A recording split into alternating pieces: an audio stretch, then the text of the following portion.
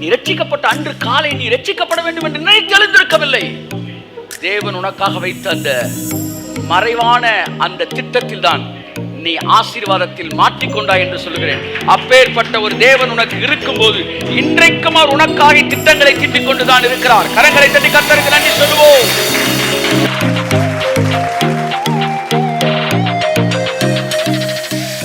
உங்கள் கணவர் ஒரு ஆசீர்வாதம், உங்கள் மனைவி ஒரு ஆசீர்வாதம், இந்த ஊழியம் ஒரு ஆசீர்வாதம், இந்த ஊழியத்தில் நீங்கள் கனெக்ட் ஆனது ஆசீர்வாதம். ஆனா இது எல்லாம் எப்படி நடந்துச்சு? இது எல்லாம் தேவனுடைய ஹிடன் அஜெண்டால நடந்துச்சு. கரங்களை தட்டி கர்த்தருக்கு நன்றி சொல்லுவோம்.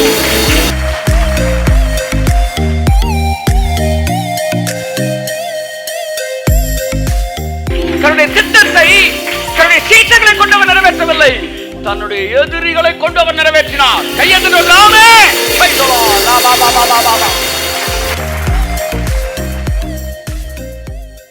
ஒரே ஒரு வசனத்தை நாம் வாசித்து நம் தேவனுடைய வார்த்தைக்கு நேராய் இதனுடைய வார்த்தையை தியானிப்பதற்கு நேராய் கடந்து சொல்வோம். நியாயாதிபதிகள் 14ஆம் அதிகாரம் 1ஆம் வசனம், 2ஆம் வசனம், 3ஆம் வசனம், 4ஆம் வசனம். நியாயாதிபதிகள் 14ஆம் அதிகாரம் 1ஆம் வசனம், 2ஆம் வசனம், 3ஆம் வசனம், 4ஆம் வசனம். சிம்சோன் திம்னாத்துக்கு போய் திம்னாத்திலே பெலிஸ்தீரின் குமாரத்திகளில் ஒரு பெண்ணை கண்டு திரும்ப வந்து. சிம்சோன் என்ன சொல்லுங்க? சிம்சோன். சிம்சோன் திம்னாத்துக்கு போய் திம்னாத்திலே பெலிஸ்தீரின் குமாரத்திகளில் ஒரு பெண்ணை கண்டு. சிம்சோன் ஒரு பெண்ணை கண்டு. எல்லாம் சொல்லுங்க. நான் பேச போகிறது வேறு சப்ஜெக்ட்டுங்க. வந்து எனக்கு கீவேர்டு இங்கே தான் கிடைக்குது. எனக்கு வந்து டாப்பிக்கை கொடுத்துட்டார், கீவேர்டு தர்றேன் இங்கே தான் இருக்கு பண்ணுறாரு. அவன் பார்த்துருன்னு சொல்கிறான். ஒரு பெண்ணை பார்த்து நிலவை பார்த்தேன், நிலவில் ஒளி இல்லை. அவள் கண்ணை பார்த்தேன், மலரை பார்த்தேன், மலரில் மனம் இல்லை. நீ இல்லாமல் நான் இல்லை, அவள் இல்லாமல் நான் இல்லை. அப்படி வராப்ல இல்லை, நான் சொல்லலைங்க, அவன் தான். அவள் என் கண்ணுக்கு, அவள் கண்ணை பார்த்தேன், மலரை பார்த்தேன், மலரில் அப்படின்னு யார்கிட்ட சொல்கிறான்? அவங்க அம்மாட்டே பாடுறான். அவங்க அப்பாட்ட போய், என்னப்பா? ஒரு பெண்ணை பார்த்து நிலவை பார்த்தேன், நிலவில் ஒளி இல்லை. என்னடா சொல்ற? அவள் கண்ணை பார்த்தேன், மலரை பார்த்தேன், அவள் இல்லாமல் நான் இல்லை, நான் இல்லாமல் அவள் இல்லை. அடுத்த வசனம் சொல்லுது, இது கர்த்தருடைய செயல் என்பதை அவர்கள் அறியாதிருந்தார்கள். கையத்தட்டே. The hidden agenda of God. கையத்தட்ட ஒரு ஆமென். The hidden agenda of God. The hidden கையத்தட்ட ஆமென்.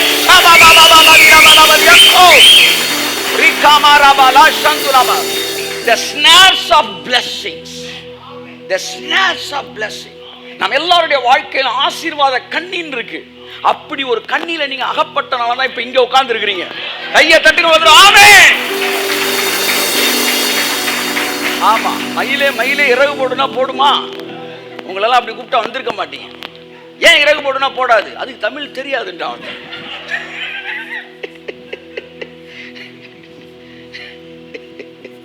ஏன் வாசல் தெளிச்சு குளம் போடுறாங்க தெரியுமா அப்படின்னு கேட்டேன். தெரியல. குளம் போட்டு வாசல் தெளிச்சு அழிஞ்சிரும்ல சார், அதனால அதை வாசல். அந்த மாதிரி உங்களெல்லாம் மயிலே மேலே இறகு பண்ணால் போட்டிருக்க மாட்டீங்க. நான்லாம் இந்த சட்டையை ரொம்ப விரும்புகிறேன் சார். அவர் மயிலே மேலே இறகு போடு அப்படின்னா போட மாட்டோம். நம்மளாம் ஐஸ்வர்யத்துக்கு என்ன கூப்பிட்டாரு, நான் வரவே மாட்டேன். எனக்கு பிடிச்ச வசனம் அப்போஸ்தலர் 3ஆம் அதிகாரம், வெள்ளியும் பொன்னும் என்னிடத்தில் இல்லை, என்னிடத்தில் உள்ளதை உனக்கு தருவேன் சொல்லும் போது நான் ஆவில் அழிஞ்சிடறேன். கர்த்தர் சொல்றாரு, என்ன உன்னை எப்படித்தான் அவ்வளோ தூரம் இழுத்துட்டு போப்பாரு நான். ஆனால் இன்னைக்கு ப்ராஸ்பெரிட்டின்ற டாபிக்ல வந்து பிஹெச்டியை நோக்கி இழுத்துட்டு போயிட்டு இருக்கிறார். இது கர்த்தருடைய செயல் என்பதை நாம் அறியாதிருந்தோம். இங்கே திம்னாத்துக்கு போகிறான் சிம்சோன். அங்கு ஒரு பெண்ணை பார்க்கிறான், ஒரு நிலவை பார்க்கிறான், அவள் கண்ணை பார்க்கிறான். நான் சொன்னதுல வசனத்தில் இருக்கு. காலையில் ஒரு ஆவிக்கிற பாடல் கற்றுக் கொடுத்துருக்கிறேன். ஆமா, ஆதாம் பாடிய முதல் பாடல் என்ன? ஆண்டவன் படைச்சான், எங்கிட்ட கொடுத்தான், அனுபவி ராஜான்னு அனுப்பி வச்சான். இதை உலக பாட்டுன்னு எவனா சொன்னீங்கன்னா அடி வாங்கிடுவீங்க. அவன் பிசாசு பாட அப்படியே சொன்னா இல்லை, அவன் நல்லா அழகா பாடியிருக்காங்க. ஆண்டவன் படைச்சான். ஏன் ஆவிக்குரிய பாடல் இது? ஆண்டவன் வார்த்தை வருது. Song, this is song of gratitude. இது நன்றி பாடல். ஆகவே சபையார் எல்லோரும் காலையில் வந்த உடனே ஆண்டவன் படைச்சான், கொடுத்தான், அனுபவி ராஜா.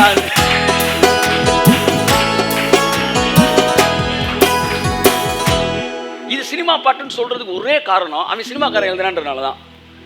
அப்ப சொன்ன ஆளை வச்சு மேட்ரை வெளியே தூக்கணும்னா, நீ இன்னைக்கு பரிசுத்தம் பேசுற, நீ கூட பாவிதான் ஒரு காலத்துல.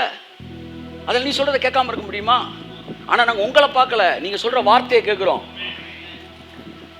என்ன சொல்ல வரேன்னா, சுத்தம் உள்ளவர்களுக்கு சகலமும் சுத்தமாய் தருகிறது. அசுத்தம் உள்ளவனுக்கும் அவிசுவாசிக்கும் ஒன்றுமே சுத்தமாய் இருக்காது. வீட்டில் அவங்க அப்பா பார்த்தாலும் சுத்தமா தெரியப்படுறாரு, ரொம்ப மோசமானவங்க அம்மா பார்த்தா கூட சுத்தமா தெரியும், யாருமே சுத்தமா தெரிய மாட்டான். ஏன்னா அவன் அசுத்தம் உள்ளவன்.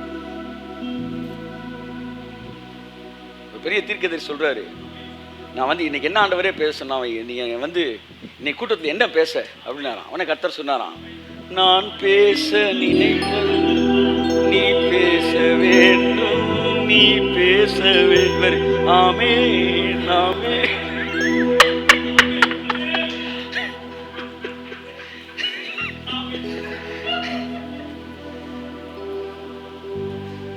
அதான் நீங்க வந்து கிங்டம்குள்ள வந்துட்டீங்கன்னா, உங்க மனசு சுத்தமாயிடுச்சுன்னா எல்லாமே சுத்தம் தாங்க, எல்லாமே சுத்தம் தான். விஷயம் என்னன்னா மனசு சுத்தமாகும். ஓகே, இப்ப சிம்சோன் சொல்றான், ஒரு பெண்ணை பார்க்கிறான். அடுத்து வாசிங்க. திரும்ப வந்து தன் தாயையும் தகப்பனையும் நோக்கி ரொம்ப, அதாவது இது வந்து என்ன மேரேஜ் தான் இது? Arranged marriage, love cum arranged. தாயும் தந்தையும் நோக்கி திம்னாத்திலே பெலிஸ்தீரின் குமாரத்திகளில் ஒரு பெண்ணை கண்டேன். ஒரு பெண்ணை சொல்றான், பார்த்தேன். அடுத்து அவளை எனக்கு கொள்ள வேண்டும் என்றான். அவளை எனக்கு நீ கல்யாணம் பண்ணி கொடுக்கணும்ன்றான். இந்த பெண் எங்க உள்ளவள்? பெலிஸ்தீர் கூட்டத்தில் பிறந்தவள். பெலிஸ்தீர் என்பவர்கள் புறஜாதி, புறமார்க்கம், சாதிக்க விரும்புறேன்ற மாதிரி ஆயிப்போச்சு. இப்ப அடுத்த வருஷம் என்ன சொல்லுது வாசிங்க. அப்பொழுது அவன் தாயும் அவன் தகப்பனும் அவனை நோக்கி, நீ போய் விருத்த சேதனம் இல்லாத பெலிஸ்தியரிடத்தில் ஒரு பெண்ணை கொள்ள வேண்டியது என்ன? உன் சகோதரரின் குமாரத்திகளிலும் என் ஜனம் அனைத்திலும் பெண் இல்லையா என்றார்கள்.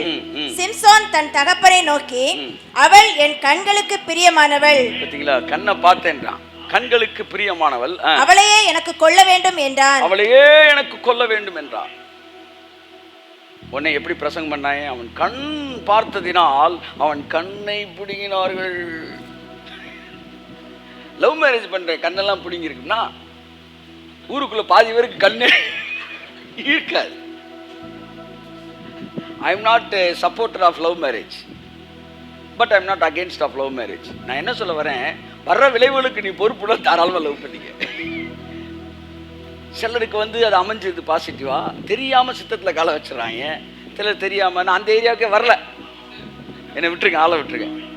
ஆமா, என்கிட்ட கேட்டா அவளை மனைவியாக்கி கொண்டு அவளை நேசித்தான் அப்படின்னு ஒரு வசனம் வருது பார்த்தீங்களா, ஈசாக்கு. அதான் லவ் மேரேஜ், லவ் ஆஃப்டர் மேரேஜ்ன்றாங்க. இவன் வந்து லவ் பிஃபோர் மேரேஜ்ன்றானா. சரி, என்னமோ அவன் அந்த வயசை தாண்டிட்டோம், இப்போ நம்ம அது பேச முடியாது. we are unqualified to talk about love. அடுத்து வாசிங்க. அவன் பெலிஸ்தியரிடத்தில் குற்றம் கண்டுபிடிக்க முகாந்தரம் உண்டாகும்படி இது கர்த்தரின் செயல் என்று அவன் தாயும் தகப்பனும் அறியாதிருந்தார்கள். because it was a hidden agenda of God. கரங்களை தட்டி கர்த்தரை சொல்லுவோம். எது கர்த்தருடைய செயல்? இந்த எதுன்றதை நீங்க கனெக்ட் பண்ண முடியாது. லவ் பண்ணது கர்த்தருடைய செயலா சொல்ல முடியாது. ஏன்னா அதுக்கு முன்னாடி ஒவ்வொரு விஷயமா உங்க அம்மா அப்பா சொன்னது கர்த்தருடைய செயலா, அவன் திம்னாத்துக்கு போனது கர்த்தருடைய செயலா. ஸோ நீங்க லவ்வோட கனெக்ட் பண்ணிட முடியாது. ஏதோ ஒண்ணு, அது எதுன்னு தெரியல.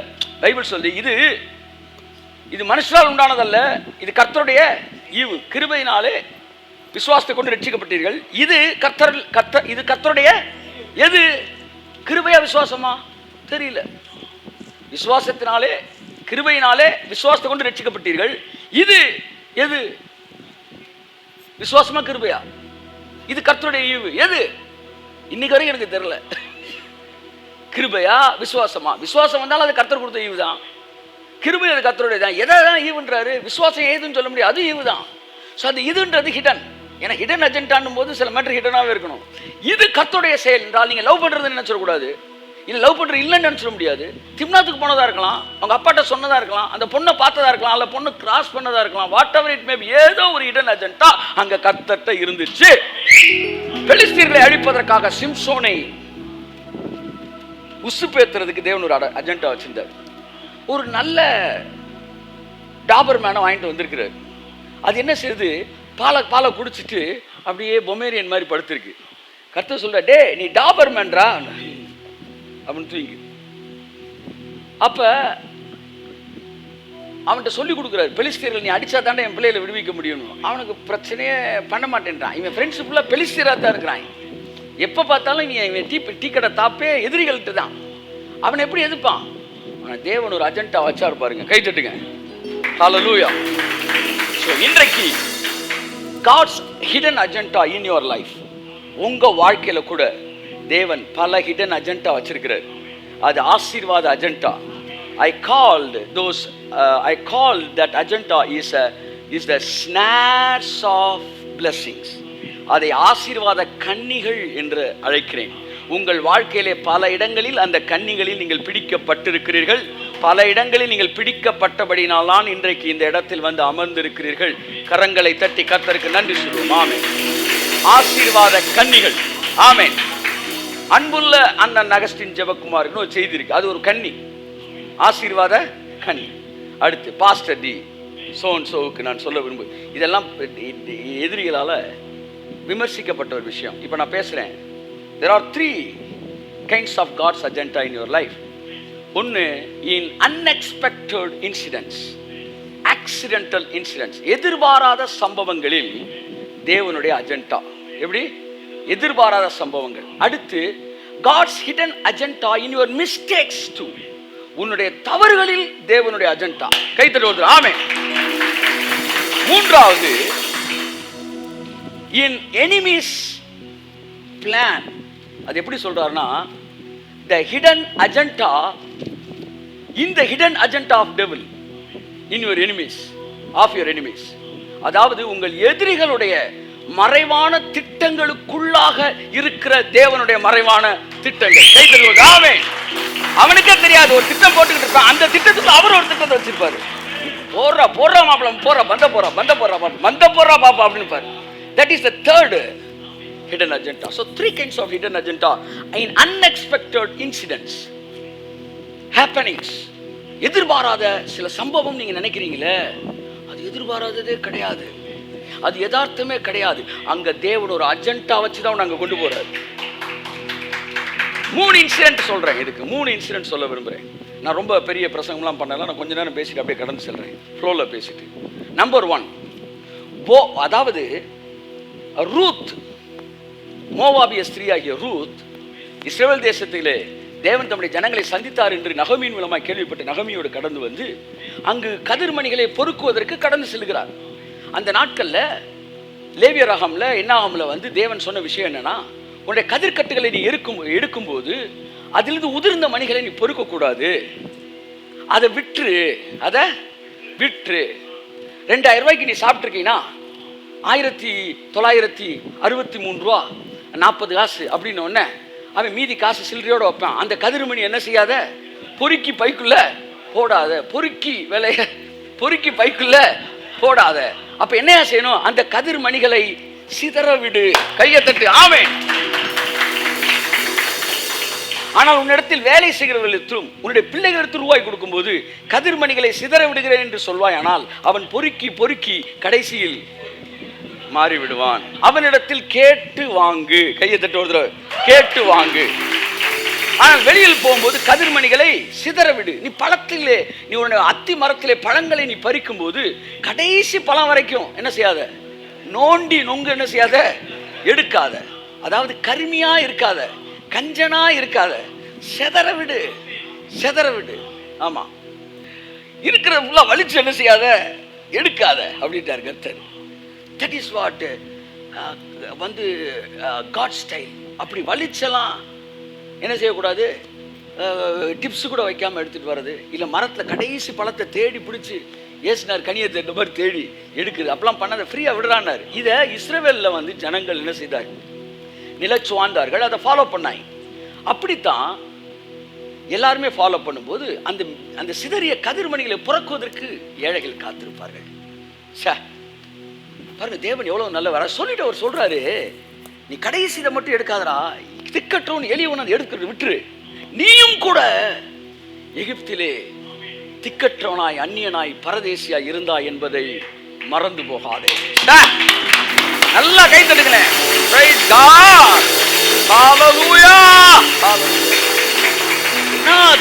தகப்பன் பாருங்க நம்மளை எப்படி வளர்க்கிறாரு பாருங்களேன், எப்படி வளர்க்கிறாரு பாருங்க.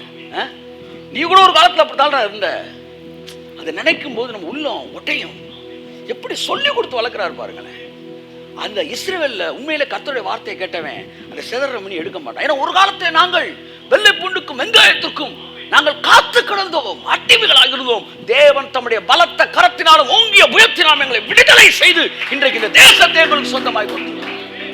ஆகவே நாங்கள் ஜெனரஸாய் நடந்து கொள்ள வேண்டும் என்பதை புரிந்து வைத்திருந்தார்கள். அப்பதான் இந்த ரூத் அப்படியே கதிர்மணி பொறுக்க வரா பாருங்க. God's hidden agenda. கை தட்டுங்க அவருக்கு. அப்படியே கதிர்மணி பொறுக்க வந்தவ எங்க வந்துட்டா, போவாஸ் நிலத்துக்கு வந்து இங்கதான் கதிர்மணி நிறைய சிந்திருக்குன்னு அப்படியே கதிர்மணியை பொறுக்க ஆரம்பிக்கிறான். பைபிள் சொல்லுது, அது தற்செயலாய் போவாஸின் நிலமாய் இருந்தது. அது தற்செயல் கிடையாது. That is God's hidden agenda. கரங்களை கட்டி கத்த தாண்டி சொல்லுவோம். அப்படியே கதிர்மணியை போட்டு போட்டு போட்டு போட்டு அவளை எங்க கொண்டு வராரு, போவாஸ் நிலத்தை கொண்டு வர. போவாஸ் கொடுப்பா, காடை கொடுப்பா, அப்படியே நேரா கொண்டு வந்து போவாஸ் போவாஸ் ஊர்வையால் என்னை கொடுமையா ஏசையா ஏசையா மண்பினால் என்னை கொடுமையா. போவாசின் நிலத்திற்கு ரூத் போனது யதார்த்தமான செயல் போலத்தான் சுவிசேஷ கூட்டம் நடந்த இடத்திற்கு நீங்கள் போனதும் யதார்த்தமான செயல்தான். ஆனால் அது கர்த்தருடைய செயல் என்பதை நீங்கள் அறியாமல் இருந்தீர்கள். ஆமென். அடிச்சிருங்க, டைம் கொடுக்குறவங்க. சோ யதார்த்தம் தற்செயல் அப்படின்ற வார்த்தை எபிரேயர்களுடைய பைபிள்ல, எபிரேயர்களுடைய டிக்ஷனரியில இல்லவே இல்லை. யதார்த்தம் தற்செயல் இடத்துல என்னதான் மீனிங் கொடுத்திருக்கான்னா, கர்த்தருடைய செயல். அவர் தலைமுடி ஒன்று கூட அவர் அனுமதி இல்லாமல் கீழே விழாதுன்னா, அவன் யதார்த்தமா போனா பாருங்க, அங்கதான் அவன் லேண்டுக்கே ஓனரா மாறினான்.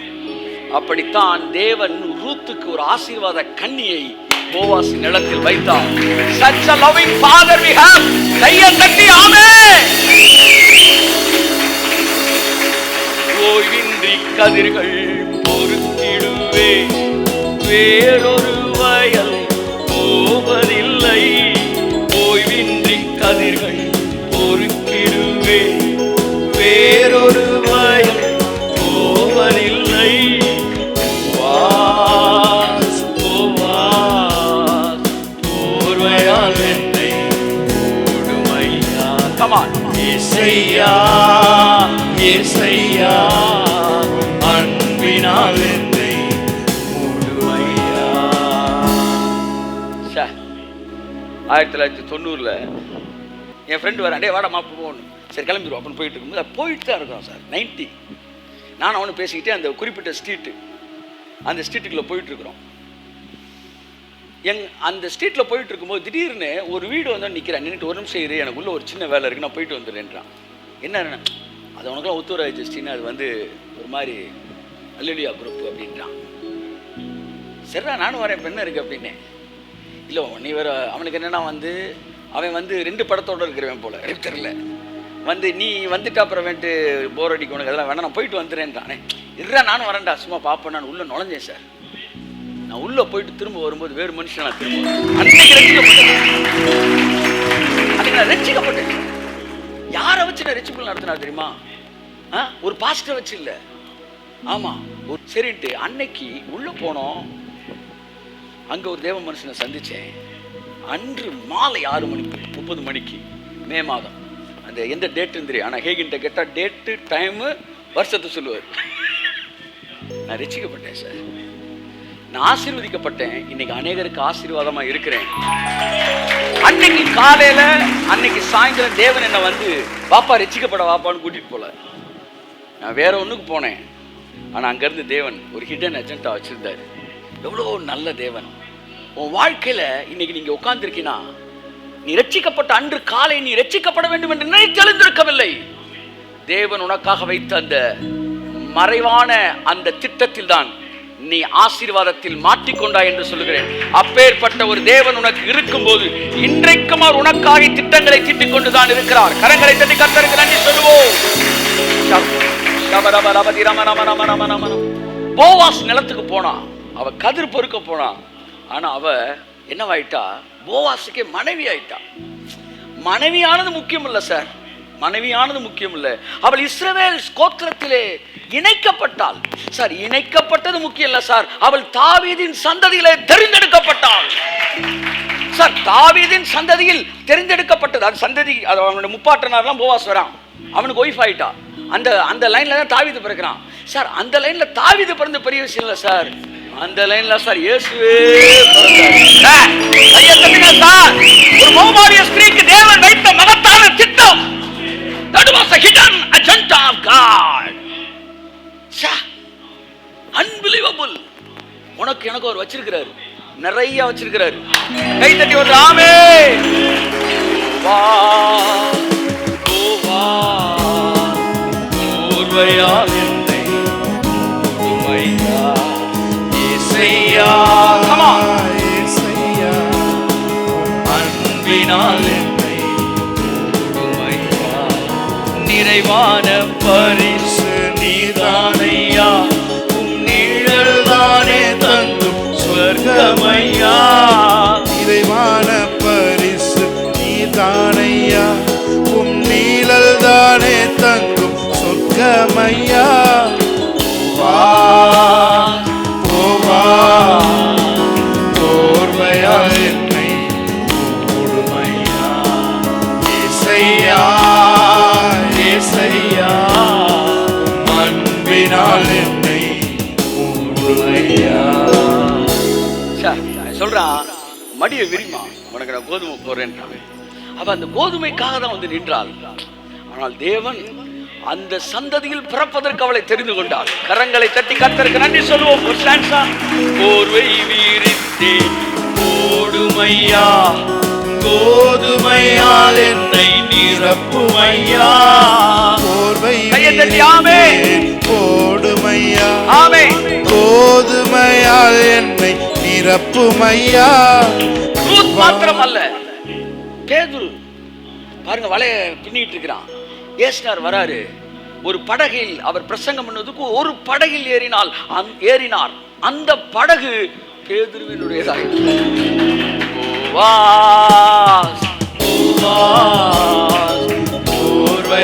என்னை மூடுமையா. இசையா இசையா அன்பினால் என்னை மூடுமையா. உங்க வாழ்க்கையில திரும்பி பார்த்தா இன்னைக்கு வச்சிருக்கிற மிகப்பெரிய ஆசீர்வாதங்கள் எல்லாம் ஒரு யதார்த்தமான சம்பவத்திலிருந்து வந்ததுதான். அன்று இரவு யதார்த்தமாக இயேசு பேதுருவின் படகில் ஏறினார். அது தேவனுடைய திட்டமா இருந்தது. அன்று இரவு முடிஞ்சோன்னு சொன்னாரு, ஆழத்திலே கொண்டு போய் படக போடு, வலைய போடு. போட்டான், நிறைய வந்துச்சு. என்ன அவனுக்கு மீன் கொடுத்ததா மேட்ரு இல்ல, அவனை திருச்சபையின் பிரதான அப்போஸ்தலனாய் தேவன் மாற்றினார்.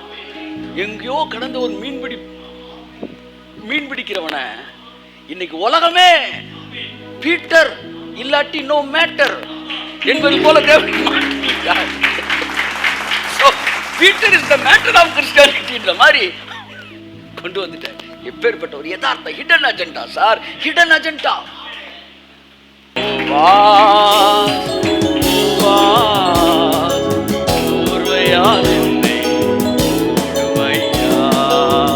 In every blessing there is a hidden agenda. You did not even expect that blessing, but it was God's hidden agenda. இன்னைக்கு செல்வாங்க உட்கார்ந்திருக்கானா, it's God's hidden agenda. I met him as an accident. இன்னைக்கு one of the important leader. நீ விஜய் இங்க இருக்கிறார்னா when I met him it was an accident. இவங்கெல்லாம் இன்னைக்கு மிகப்பெரிய ஆசீர்வாதங்கள். உங்கள் கணவர் ஒரு ஆசீர்வாதம், உங்கள் மனைவி ஒரு ஆசீர்வாதம், இந்த ஊழியம் ஒரு ஆசீர்வாதம், இந்த ஊழியத்தில் நீங்கள் கனெக்ட் ஆனது ஆசீர்வாதம். ஆனா இது எல்லாம் எப்படி நடந்துச்சு? இது எல்லாம் தேவனுடைய ஹிடன் அஜெண்டால நடந்துச்சு. கரங்களை கட்டி கர்த்தருக்கு நன்றி சொல்லுவோம்.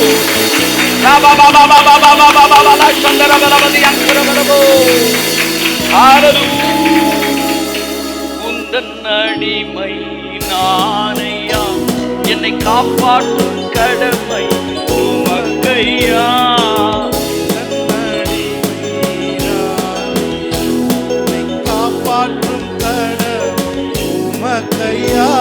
அடிமைன்ற வார்த்தையை நிறைய பேர் வந்து அதிகமாக பயன்படுத்தி விரும்ப மாட்டார்கள். நான் ரொம்ப அதை விரும்புவேன். ஏன்னா ஒரு அடிமை வந்து அடிமைன்னா ஒரு பெரிய ஆசீர்வாதம் சார். இப்போ யோசேப்பு அடிமையாக்கிட்டாங்கல்ல, அடிமையாக்கின பிறகு அவன் காணான் அப்பா அப்பான்னு அழுகிறான். அவன் ஏய் வா எகிப்துக்கு அடிமை தான் விரும்புகிற இடத்துக்கு போக முடியாது. அவன் எங்கே கொண்டு போக நினைக்கிறானோ அங்கே தான் கொண்டு போவான். அப்படித்தான் இவன் அப்பாட்ட போகணும் எதுக்கு அண்ணங்கிட்ட கொட்டு வாங்குறக்கா? அப்பாட்ட போன அழுதுகிட்டே இருக்கான். அவன் நேராக கொண்டு போய் எகிப்து சிங்காசனத்தில் உட்கார வச்சிட்டாங்க. கையை தட்டு. அடிமையா இருந்தா தாங்க ஆசீர்வாதம். நீ நரகத்துக்கு போறேன் அவரே வா பரலோகத்துக்கு, கையை தட்டு, அப்படியே பரலோகம் தூக்கிட்டு வந்து நம்மளை பரலோகத்தில் சேர்க்கிறாரு. ஸோ அடிமையா இருந்தா நீங்களே விரும்பினாலும் நீங்க நரகத்துக்கு போக முடியாது சார். ஆமா, ஏன்னா நீங்கள் உப்பு கொடுத்தபடினாலே நீங்கள் பாவத்திற்கு செத்து நீதிக்கு அடிமைகளானீர்கள்.